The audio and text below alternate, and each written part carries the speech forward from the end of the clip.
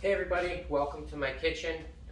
This is going to be a short clinic on how to make nonni's raviolis, nonni's famous raviolis. Um, I decided to do this short video because people are always asking me, how do you make them, what's the recipe? So I figure I'd just do something quick just to give you an idea. If you want more information, just let me know and I'd be happy to provide it for you. So I made my homemade dough. I have my filling right here. It's a cheese filling. It's delicious. Fresh basil, fresh garlic. It's delicious. I've already made 8 of these raviolis. I'm going to make the last 2 for this pan, and then I want to show you what I do, how my nonni taught my mother and how my mother taught me. So what I do is I grab a handful of dough. I got a big bowl over here. Hopefully y'all can hear me. All right, and you kind of get a feel for how much you're going to use to make one strip. You get 2 raviolis out of each strip. So you kind of just squeeze it together, roll it out a little bit. Make sure that the ends are kind of consistent. You know, the important thing too is making sure that when you're putting these together that things are consistent, because you're going to get a better finish, you're going to get a better strip, so that when you're forming the raviolis, everything is better. So you roll it out a little bit, put it on your counter. Always make sure you have a thin film of flour so it doesn't stick, and then by hand you roll it out a little bit, flip it, roll it out, flip it. You just get it started, and you come over here to the pasta machine at setting number 2, and you send it through. First time you got to go a little slow because you don't want it to rupture. Ultimately, you want a nice smooth strip of dough. Second time you can go a little faster, but you don't want to be in a rush when you're making these. And then after sending it through twice at setting number 2, you make it a little thinner to setting number 4. Again, the first time is going to be a little bit slower.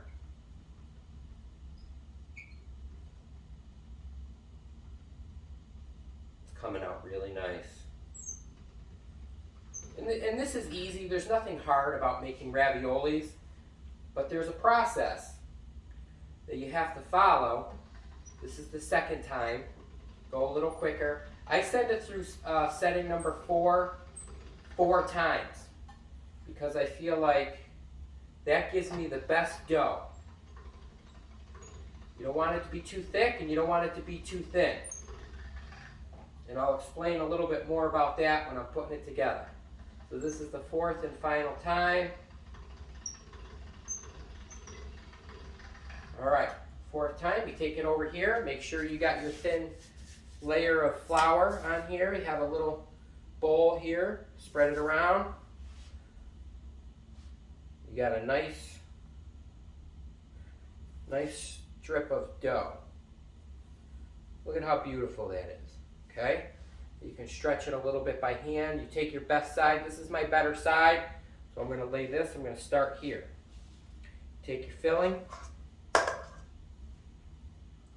Put it in the middle there. Down towards the end. Put as much in there as you want.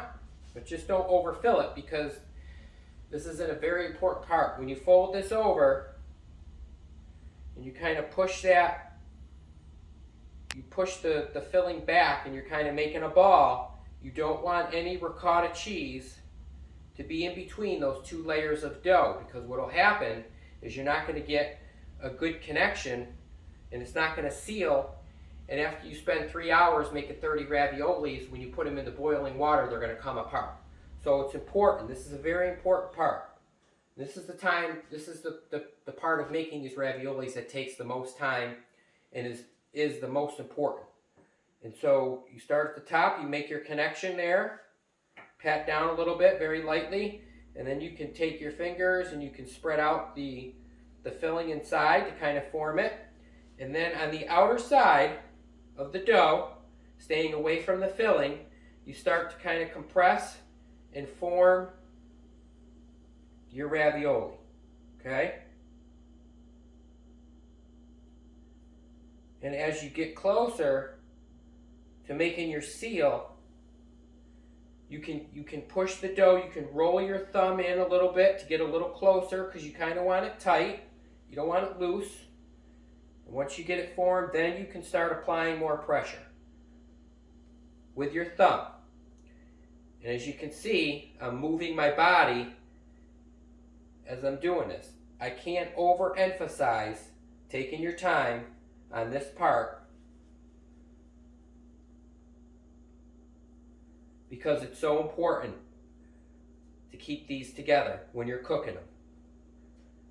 And then you can apply more pressure, and ultimately you wanna flatten this out around the filling.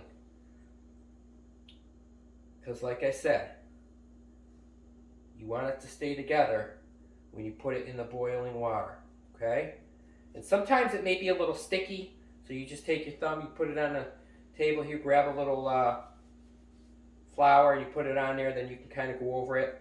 And I feel like it's flat all the way around. You take your little decorative cutting tool, you stay about 1/2 inch to 5/8 away from the filling, and you cut it that way, and you lift up this little flap of the extra, and you cut across. You take this extra off, put it to the side, because I use the dough twice. And then you grab your little spatula, and you pick it up, and you got a beautiful ravioli, okay? I'm going to make another one real quick here.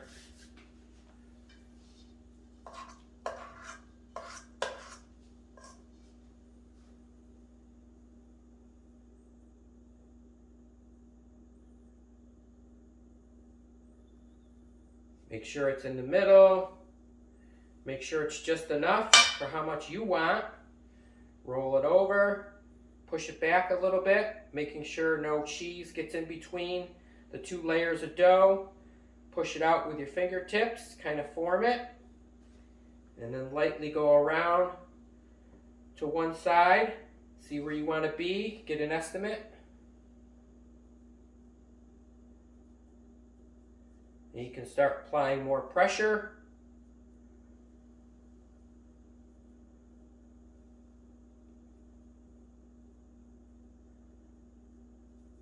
People say, well, why are you giving away your family recipe? And I say, because I want everybody to have it. I want everybody to be able to enjoy such a beautiful tasting meal. You know, I think back to when my father, he would, like at work, he was a mason contractor, I'm a mason contractor. He would tell me, he would see me teaching people that worked for us, and he would say, don't teach them too much because they're going to steal work from you. And I would say, Dad, I don't care. I want them to be successful like us. You know, I heard Jay-Z say in an interview once, he says, if you're helping people be successful, then you should give them that information. You know, there's a difference between keeping things to yourself and allowing people to enjoy your success as well as finding their own way and their own success in life, right? So I want you all to be able to have this as a starter, or you can make them the exact same way. Whatever you choose to do. All right, and then you cut it around, like I said, about 1/2 inch, 5/8 away. Your thin spatula, and you got another beautiful ravioli, okay? And what I do is I make 10 per pan. I'll take these 10, I'll put them in the freezer, and I'll let them, put them in there uncovered, and I'll let them stay in there for about 20 to 30 minutes, just so they get frozen enough to put them in a gallon-sized baggie, 10 per baggie, and they won't stick together. I made the mistake once of putting them in a baggie and then putting them in the freezer, and they all stuck together, and that was a disaster. That was a waste of 3 hours. So you put them in separated, let them freeze up a little bit, and then you can put them in the baggie and put them back in the freezer and cook them whenever you want.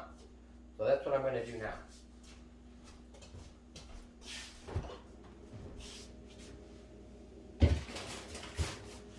So thank you all.